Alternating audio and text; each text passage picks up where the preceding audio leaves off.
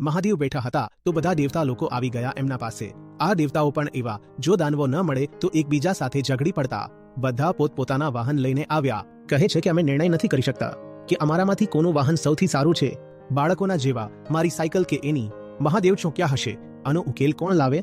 બોલ્યા, એક કામ કરો, જાઓ આખી પૃથ્વીનો ચક્કર લગાવો. જેનું વાહન સૌથી સારું હશે એ સૌથી પહેલા પાછું આવશે. ઠીક છે, બધા નીકળી પડ્યા. એમાં આપણા ગણેશજી પણ આવ્યા હતા. એમના પાસે ઉંદર. બોલ્યા, પિતાજીએ મારા વિરુદ્ધ આ કયા પ્રકારની સ્પર્ધા રાખી છે?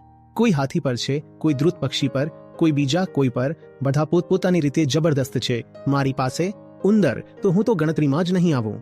બધા નીકળી પડ્યા. જ્યારે બધા પોતપોતાના લઈને નીકળી પડ્યા તો બોલ્યા, હવે હું બતાવું છું. તેમણે શિવજીનો ચક્કર લગાવી લીધો અને મસ્ત બેસી ગયા, લાડુ ખાવા લાગ્યા. થોડી વાર પછી બધા દેવતાઓ હાફતા ફૂસતા પાછા આવ્યા પોતાની પરિક્રમા કરીને.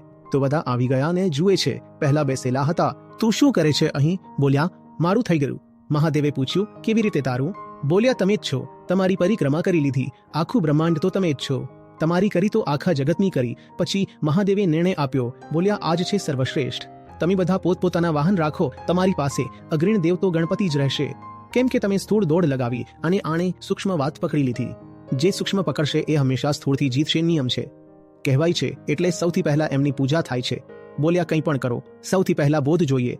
વગર બોધે કંઈ પણ કરશો એ પાગલપણું જ હશે.